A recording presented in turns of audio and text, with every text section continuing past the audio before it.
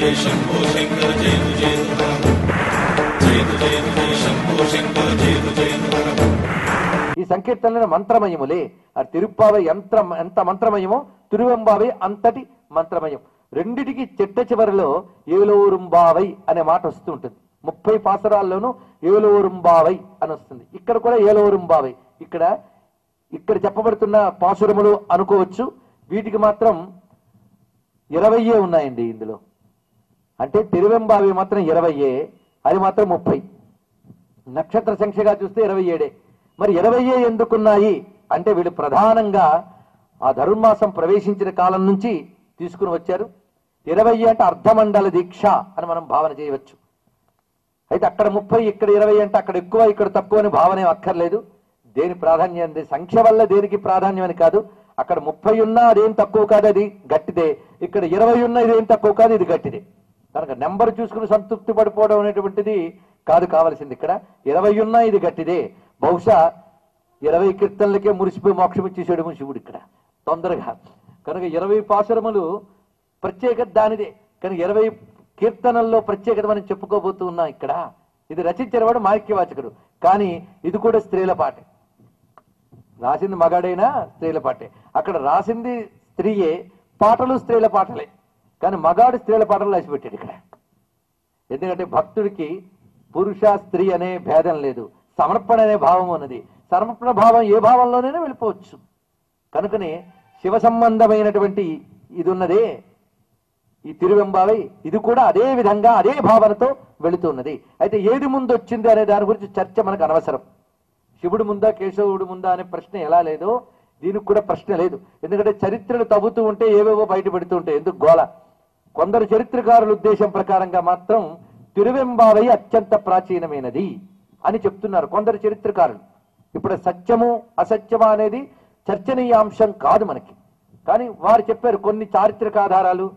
Historians research చేయడానికి కొన్ని వాళ్ళ స్టాండర్డ్స్ ఉంటాయి, వాళ్ళ యార్డిస్టిక్స్ వాళ్ళకు ఉంటాయి, వాళ్ళ కొలబద్దలు, వాళ్ళు ఎంచుకున్న పద్ధతులు ఉంటాయి. వాటి ప్రకారంగా కొందరు ఏం చెప్తున్నారంటే తిరువెంబావై అత్యంత ప్రాచీనమైనది. ఎందుకంటే తిరువెంబావై పుట్టినది 1వ శతాబ్దంలో. ఆడ తర్వాత ఇతర వచ్చినటువంటి దేవారంలో అన్నీ కూడా తర్వాత వచ్చినవి అని చరిత్ర చెప్తున్న అత్యంత ప్రాచీనం. కొంతమంది 1వ శతాబ్దం అంటే, కొంతమంది కాదు 2వ శతాబ్దం. ఒక చిన్న భేదాములే తప్ప అత్యంత ప్రాచీనమైనది ఇది, అందులో సందేహం లేదు. ఎంత ప్రాచీనమో మొత్తం తిరువాచకమే అత్యంత ప్రాచీనం. అందులోది ఇది ఒక భాగం, 20 ఒక భాగం అన్నమాట. మొత్తం తిరువాచకంలో 51 భాగాలు ఉన్నాయి. వీటి ప్రకరణములు అని మనం అనుకోవచ్చు. 51 ప్రకరణాల్లో మన 7వ ప్రకరణం తిరువెంబావై 51. ఇంక మిగిలినవి చెప్పుకోవాలంటే కనీసం ఎన్ని రోజులు కావాలో మీరు ఆలోచించుకోండి. ఒకదానికి మనం 5 రోజుల్లో సంక్షిప్తంగా చెప్పుకుంటూ ఉన్నాం. అది 20 రోజుల సబ్జెక్ట్ అది. ఇంకా అలా మొత్తం 51 ఉన్నాయి. ఎన్ని ఉన్నాయి సంఖ్య అంతా మనం ఇంకా రేపటి నుంచి డీటెయిల్గా పెడతాం కనుక అన్ని తెలుస్తాయి. మొత్తానికి 20 సంఖ్యతో కూడుకున్నటువంటి ఇది 7వ ప్రకరణంలో వస్తున్నది. 51 ప్రకరణాల్లో ఇది 7వ ప్రకరణం. దీనికున్న ప్రత్యేకతలు చాలా చాలా ఉన్నాయండి. రాసిన వాడు మహానుభావుడు. అవన్నీ కూడా కొంచెం మనం వేడెక్కేకి చెప్పచ్చు. వేడెక్కేక అంటే ఇప్పుడు వేడిగానే వచ్చాం కదండి, ఇంకా చల్లబడ్డాక మొదలెట్టే వేడెక్కేక అంటే ట్యూన్ అవ్వాలి, సబ్జెక్ట్ ట్యూన్ అవ్వాలి. ఇవాళ మీరు ఎంతవరకు ట్యూన్ అయ్యారో నాకు తెలిసిపోతుంది. ఎందుకంటే మందు ఇచ్చేటప్పుడు వైద్యుడు శరీరం ఎంతవరకు ప్రిపేర్ అయిందో చెప్పగలడు. ఇన్నాళ్ళ అనుభవంతో నేను చెప్పగలను ఎవరు ఎంతవరకు సన్నద్ధలో. ఈ కొద్దిమంది తప్ప అందరూ ఇంకా పూర్తిగా దీని వైపు తిరగబడలే. తిరుగుతారు పర్వాలేదు. అప్పుడు అసలుది తీసుకొస్తాం. కనుక ఎందుకంటే కొత్తది పరిచయం చేయడం మహా కష్టం. ఒక కొత్త మందును అలవాటు చేయడం ఎంత కష్టం అంత కష్టం.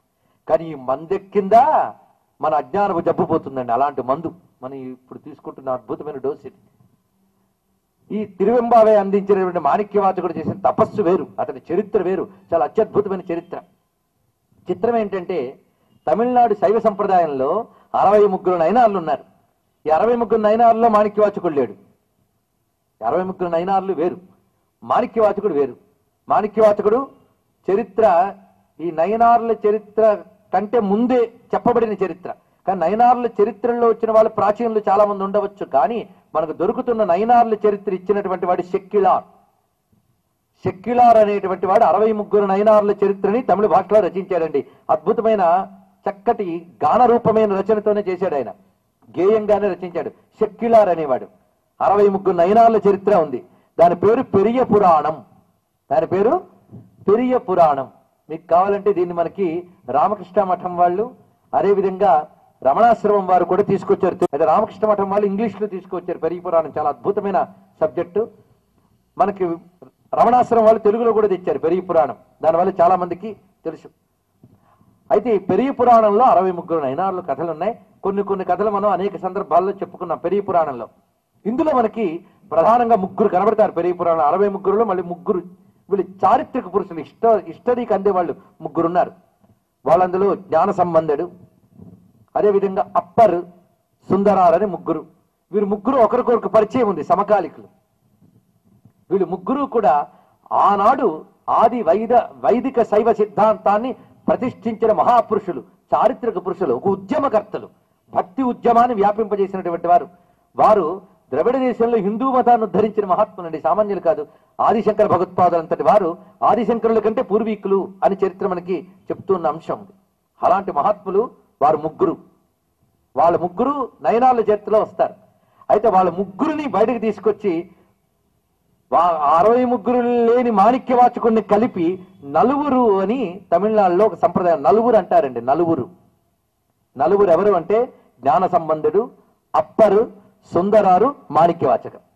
మాణిక్యవాచకర్ మాత్రం పెరియ పురాణంలో లేడు. ఈయన ప్రత్యేకమైన వ్యక్తి, కానీ అతన్ని కలిపారు. ఈ నలుగురిని చాలా ప్రధానంగా ఆరాధిస్తారు. మీరు ఇప్పటికీ తమిళ సంప్రదాయం ప్రకారం ఉన్న శైవాలయాలు చూడండి, 4 విగ్రహాలు ఉంటాయి. నలుగురు అని వ్యాప్తి వాళ్ళకి. నలుగురు శైవ సిద్ధాంతానికి స్తంభాలు లాంటి వాళ్ళు.